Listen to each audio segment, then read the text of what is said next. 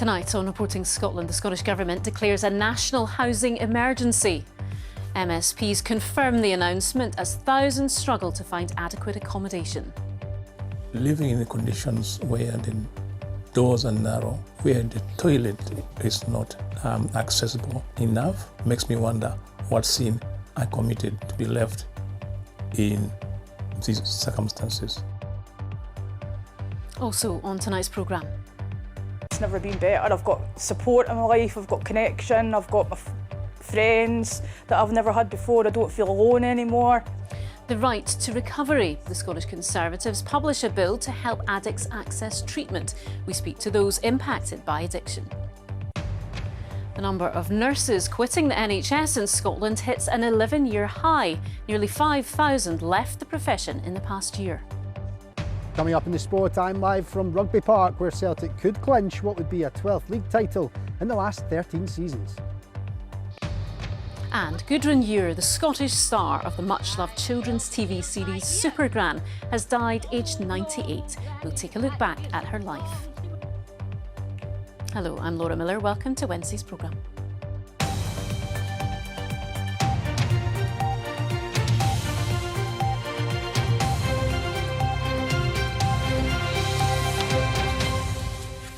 Scotland is in the grips of a housing emergency. That was the declaration made by the Scottish Government and confirmed by Parliament this afternoon. Our two biggest cities, Edinburgh and Glasgow, along with 3 other local authorities, have already declared their own housing emergencies in recent months. The latest figures show councils are dealing with a record number of homelessness cases at more than 30,000. Earlier this year, the Scottish Government cut the budget for affordable housing by over £160 million. That's down 22% in real terms on last year. But what will declaring a housing emergency actually do beyond acknowledging the size of the problem? In a moment, we'll look at why the government has decided to do this now and whether calling it an emergency will lead to action. But first, Georgina Hayes looks at the problem. After contracting polio as a child, innocent Jakisa relies on a wheelchair to go about his daily life. Living on the 11th floor where you are not certain whether the lifts will be working or not, and whether you will be able to connect to your dental practice appointments or GP appointments, or even just an outing when you have your children asking you out for a meal. He lives on the 11th floor of this social housing high-rise in Glasgow. Then bend forwards and squeeze.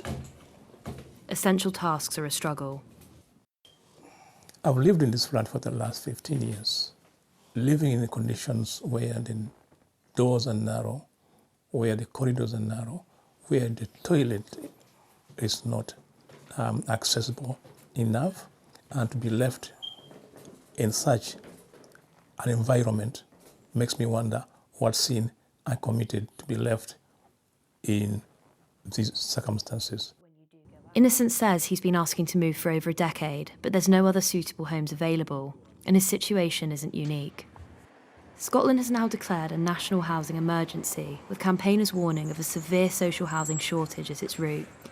Latest data shows the number of people stuck in temporary accommodation is over 50% higher than a decade ago, and it saw the steepest average annual rent price growth of any UK nation.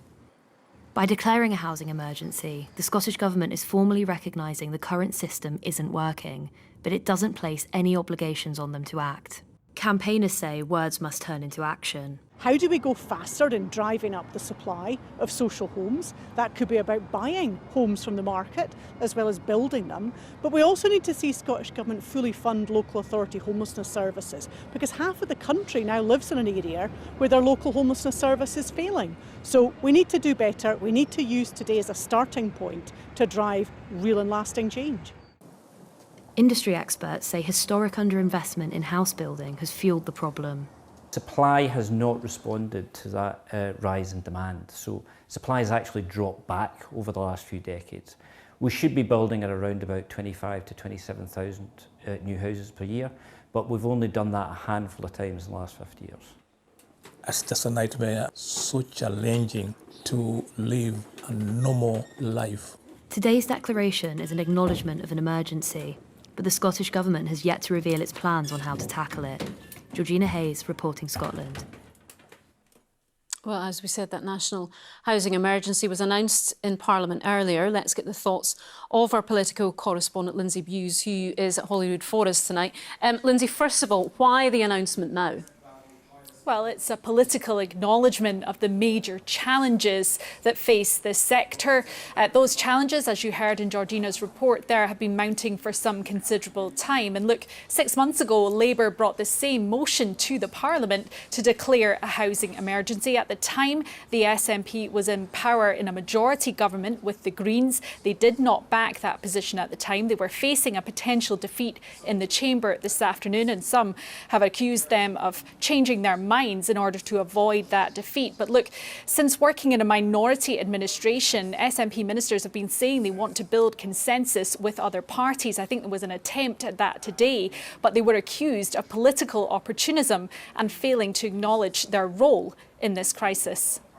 I welcome the Cabinet Secretary's comments in the media today, that she's asking Parliament to unite with one voice and work across all spheres of government to tackle this housing emergency, but frankly lodges a self-congratulatory amendment which blames everyone and everything but the government. The first step in this has to be taking responsibility for the fact that there are 10,000 children in temporary accommodation, that not enough homes are being built, that far too many homes are lying empty, and to start to come up with solutions for that. I have deliberately put the amendment together to ensure that it is not. It states the context, it states the record, but it states the challenge, because I want us all collectively to get together and discuss and agree the fact that the capital budget has gone down, and we collectively demand that the UK Government reverse those cuts. So, Lindsay, I suppose the big question is, what does declaring this national housing emergency actually mean in practice?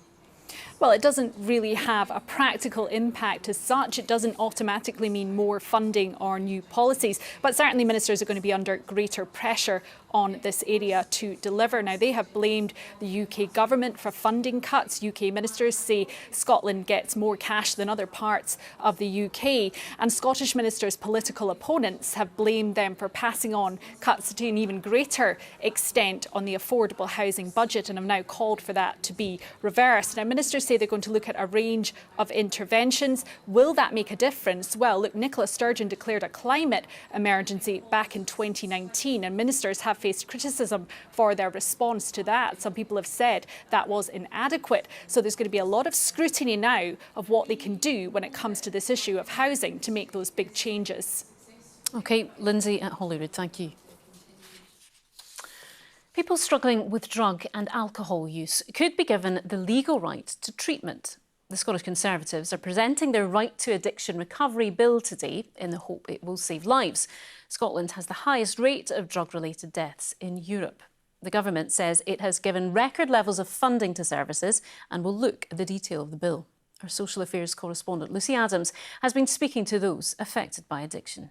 Apologies, I know we have to rearrange this a few times due to COVID and the regulations. This play aims to tackle the stigma around addiction. For Stephanie Ritchie, it also makes her grateful she's alive. The hospital's going to amputate my leg because of my drug use, because I'd been injecting cocaine intravenously. And I needed rehab really, really badly. But the people, like the care managers, wouldn't give me the funding for the rehab, and they were going to let me go back home to my old address. Stephanie only got a rehab bed after the charity Cisco made a public appeal warning she was about to die. So would making treatment a legal right make a difference? I think what happens is it becomes a political football, and it goes round all the political parties, and then we forget that we're actually dealing with people. One person talking at a time, we all kind of... This recovery cafe in Denniston also supports people with drug and alcohol issues. Some working on the front line say a new approach is needed. They've helped the Conservatives write this bill, which would make treatment a legal right.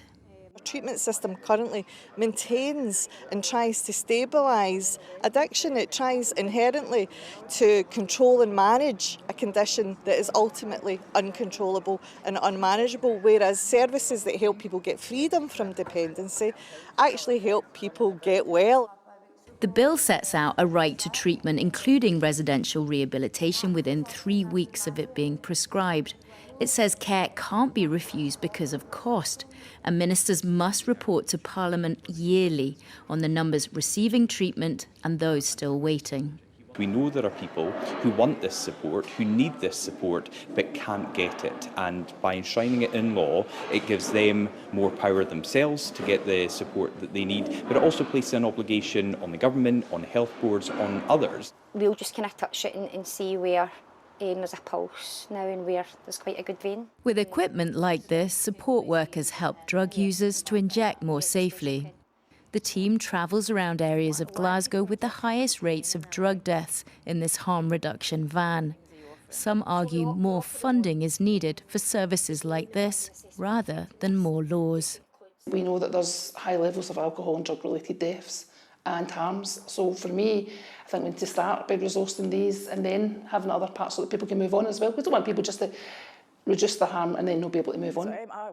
Stephanie received an apology from Greater Glasgow Health Board and says her 6 months in rehab transformed her life. My life's never been better. I've got support in my life, I've got connection, I've got my friends that I've never had before. I don't feel alone anymore. The bill will need cross-party support to be passed. The Scottish Government says it wants to look at the detail. It says its focus is on evidence-based action to save and improve lives, and that it's increased funding to a record £112 million. With drug deaths expected to rise again this year, some will question whether this is enough. Lucy Adams, reporting Scotland. To some of the day's other stories now. And the UK Government is drawing up plans for a nuclear reactor in Scotland. Alistair Jack, the Scottish Secretary, says he's asked the UK's Energy Minister to include a site here as part of plans to increase nuclear energy production. He says he's expecting a unionist regime in Holyrood after the next Scottish Parliament elections, when they could move the plan forward. 6 police officers have been injured, including one who was bitten on the arm at a pro-Palestine demonstration outside the Talis Defence Company in Glasgow. 4 demonstrators were arrested and charged. The group, which says it's unaffiliated with others protesting on the issue, wants Talis to sever all ties with Israel. The company provides drone parts to the Israeli Defence Forces. A dispute at STV, which led to news programmes being blacked out, is over. Journalists at the company have voted to accept an improved pay offer. The National Union of Journalists says the deal includes a pay rise backdated to January and a guaranteed bonus worth between £300 and £500. STV journalists held 2 24-hour strikes. Meanwhile, unions representing council workers are preparing to ballot their members on strike action over pay. Unite and the GMB say staff should have had their annual pay rise last month, but that councils still haven't made them an offer. 2 strikes by council workers over pay in the last 2 years have affected schools and bin collections. A nursing shortage is having a damaging impact on the quality and safety of care being provided across Scotland's health and social care services.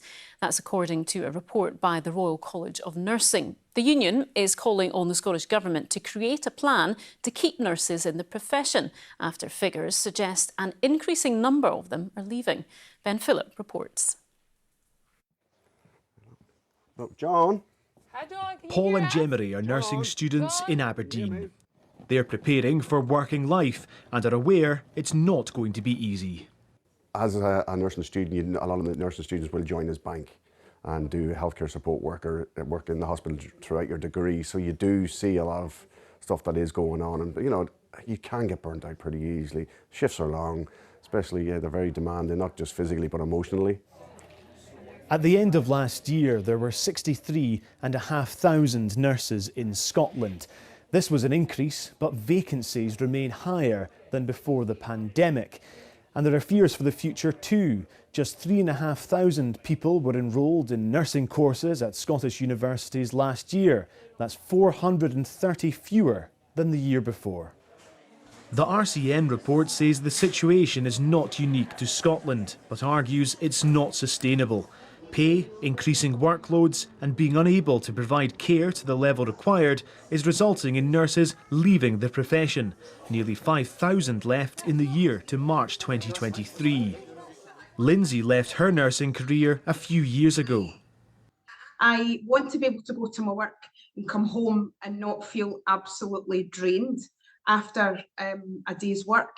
And when that was becoming the case every single shift, I knew it was time for me to branch out and do something different. The Royal College of Nursing has made several recommendations, including creating a retention strategy, claiming many nurses are at breaking point. We hear it day in, day out from our members about the pressures and stresses that they're on. Over 45% of individuals who recently responded to a survey are telling us that they're thinking actively about leaving the profession. That's a real concern for us when we're already in difficulties. How are you today? The Scottish Government says its Nursing and Midwifery Task Force, established last year, aims to make Scotland the best place for nurses and midwives to work, adding final recommendations are being worked on. Ben Phillip, reporting Scotland, Aberdeen.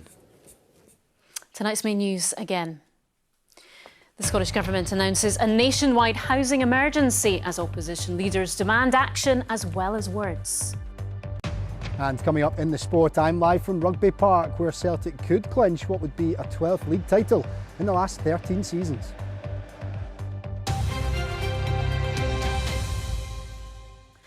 The Scottish actress Gudrun Ure has died at the age of 98. She was known to her legions of fans as Supergran, the granny who had superhuman strength and agility in the beloved 1980s children's TV series. Our reporter Aileen Clark has been looking back at her life.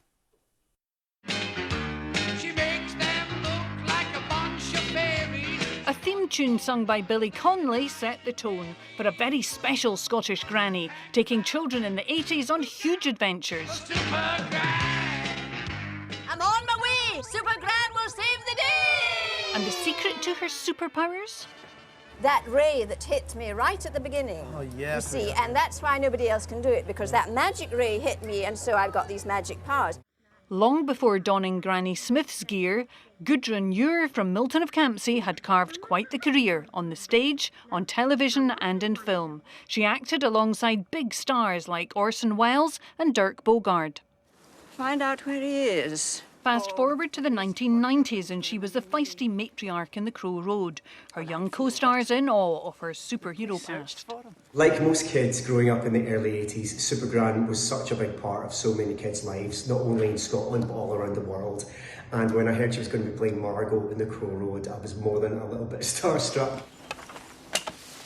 What brings you by, Prentice? I came to see how you are. Mum sounded worried on the phone. Oh, the doctor just told me to take it easy, that's all.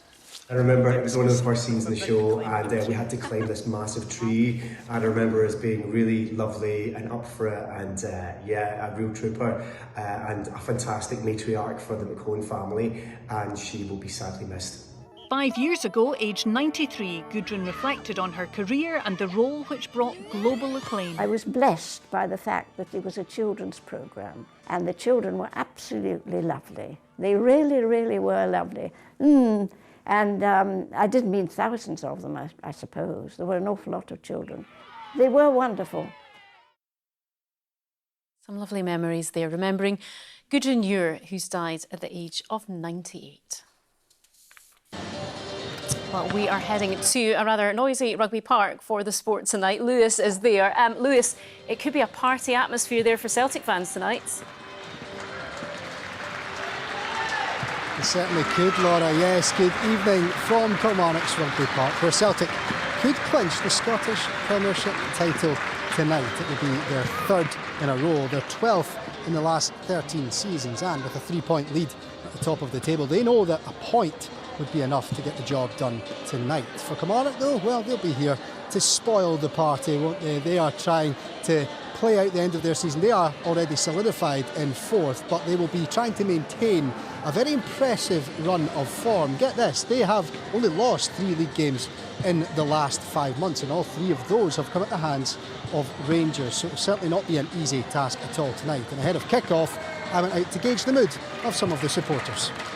I would accept a draw. My Kilmarnock boy, but Celtic fan, so big pal here. He's wanting a draw, so I'd accept that and just win the league. I'd quite like to see a Celtic 2-0 victory. I think that would close it off in style after the weekend's result against Rangers, so I'd be quite happy with that. I think they'll get first goal, then we'll get it back to 2-1. Aye, pretty confident. Just need a point to get the league, so looking forward to hopefully seeing it getting secured tonight. Aye. We've beat them twice before this season, so quite happy. Sure, you'll be reminding you of that. I always remind them. Always remind them. They have got a good record against us. They're probably our bogey team in the league, but still fairly confident for the night. Well, the teams have just come out to get ready for this one behind me tonight, and for Celtic, they know that this is not an easy place to come. 2 visits this season, 2 defeats, the first one in the League Cup, and most recently when they came here in December, Killie came from behind to win 2-1. An own goal from Nat Phillips cancelled out Matt O'Reilly's opener before Matty Kennedy's late winner secured all 3 points for Derek McInnes's team. Well, Celtic could have already been celebrating tonight had Rangers slipped up last night. They fell 2 goals behind but came back to win 5-2 against Dundee at Ibrox. And the visitors stunned Philippe Clement's side with 2 quick-fire goals in just 2 minutes, and that threatened to send the title to their rivals without them having to even kick a ball. But Rangers did come roaring back to win that one 5-2, thanks to second half goals from Cyril Dessers, Todd Cantwell and a Scott Wright double. And another big game in the Scottish Premiership tonight is at the other end of the table at McDiarmid Park, where St Johnstone host Ross County in what is a massive game for the playoff permutations. Both teams lost at the weekend, and that means that Saints are still 2 points adrift of County in 11th place. A win for the Dingwall side, though, will ensure they are safe, and Saints will be in the playoff. Well, it's all coming down to the last 2 games, isn't it? So, of course, it's important. We've obviously had the disappointment of coming off the back of a defeat at Livingston, but it perhaps been our best performance of the season. You know, we've managed to put ourselves in a very good position. You know, with 6 games to go, we were 4 points behind St Johnstone. We now find ourselves 2 points ahead going into 2 games, so you know, we've got to feel good about ourselves. And there are 3 other fixtures on in the Scottish Premiership tonight. St Mirren, who have already secured European football for the first time since 1987, they host Hearts. It could be an interesting night at Easter Road too, after the sacking of Nick Montgomery and the appointment of Malky Mackay as sporting director at Hibs. They host Motherwell, and relegated Livingston travel to Aberdeen. Now to the SWPL, and it is a dramatic night in the title race there as well. That season ends at the weekend as well, but big games on the go right now for the 2 teams in the title run, in Celtic and Rangers. It's just approaching half-time, or just gone half-time, and Celtic do have a 3-goal lead over Hearts. Natasha Flint got the goal scoring up and running there, and Rangers are currently in the lead against Hibs, with some other big fixtures around the country tonight. Now to some other news, and Willie Collum has been appointed the head of refereeing at the Scottish FA. Collum will call time on nearly 30 years of officiating and begin his new role in early July to replace the outgoing Crawford Allen. Scotland's women's head coach Pedro Martinez Losa says he has to just focus on facing Israel, and whether he feels comfortable playing them or not is irrelevant as he named his squad for the upcoming Euro double-header. Pro-Palestine protests are expected outside Hampden Park for Scotland's home match later this month, and ticket restrictions are already in place. Well, that is an aspect that we cannot control as a head coach. Obviously, I'm not in control of these circumstances. What we are remain focused is on qualifying for the Euros and giving the best to the team and protecting the players, and to make sure we can perform at the best level. I think UEFA is putting us in the position that we have to play these games, and we have Israel in this group, and apart from that, we cannot control anything else. It's getting lively in here now. Kick-off fast approaching, and some team news as well to bring you. Kyogo Furuhashi starts on the bench for Celtic tonight. But yes, Kilmarnock will be desperate to spoil any party. And a reminder as well, you can follow all the action on the BBC Scotland channel on Open All Mics, which is live on the telly tonight. Back to you in the studio, Laura. Indeed, yes, certainly sounding lively there, and we will have a full report from there on the late bulletin tonight. Thank you, Lewis. And now let's take a look at the weather with Chris. My, Scotland's bonny, isn't she? Oh, beautiful, beautiful photo from wonderful. Very lucky weather watcher in the Western Isles earlier today, know. Laurie. It wasn't like that everywhere, as many of us will know. We've had a lot of stubborn cloud, and that's still with us at the moment, and some low cloud at times too. More the same actually tomorrow. Bit of everything. Good, good. Thanks very much indeed. Very good evening to you. Some lovely spring sunshine across many parts of the country today. Some vibrant photos from our weather watchers. Thanks for those. But take a look at the satellite image. You can see we've had this stripe of cloud, a weather front stuck in place, meaning rather cloudy conditions. And you can see around the east coast some low cloud, some ha. Take a look at this picture. One of our weather watchers there in St Andrews earlier. Pretty murky scenes. As we head into this evening, we'll hold on to that low cloud and ha around some eastern coast. Elsewhere, some cloud, a few patches of light rain pushing through Argyll. Further north, dry with clear skies, and temperatures across the Northern Isles down to around 8 degrees. Elsewhere, for much of central and southern Scotland, double digits. So first thing tomorrow, once again for many, it's a cloudy start. Once again around the east coast, bit of low cloud. A few showers in towards the borders, drifting west towards west central Scotland, and then pushing further west again. Elsewhere, some decent spells of sunshine. So here's a snapshot mid-afternoon. You can see we're expecting some heavy downpours to develop across the Galloway Hills, perhaps some rumbles of thunder with those. Same too through parts of Argyll and the Highlands. Further east, plenty of dry, sunny weather. Inland, it's warm. On the coast, a wee bit cooler. Perhaps a little bit of cloud just affecting western parts of the Western Isles. Plenty of sunshine for the Northern Isles. Tomorrow evening, those showers fade away. And then once again, that mist and low cloud reforming through much of central Scotland. That takes us to Friday, and we still have low pressure nearby, high pressure trying to move in, but not really affecting us too much on Friday. So that means Friday's weather very similar to tomorrow. For many, it's a bit of a cloudy start, bit of mist and murk in places, a few showers early on, but for many, it's an improving picture with some sunshine developing as we head through towards the afternoon. And once again, some sharp, potentially thundery downpours in the west. A cool north wind around the Western Isles with more cloud here, plenty of sunshine for the Northern Isles. And then to the weekend, mostly dry, some decent spells of sunshine, warmest through parts of western Scotland with highs of 20 or 21 degrees. That's the forecast for now. Not bad at all. Thank you, Christopher. Now, tonight's main news again. MSPs vote to declare a Scotland-wide housing emergency as thousands struggle to find adequate accommodation. Opposition leaders demand actions as well as words. And that is Reporting Scotland. Anne McAlpine will have your late news around 10:30 tonight. Until then, from everyone here, enjoy your evening. Good night.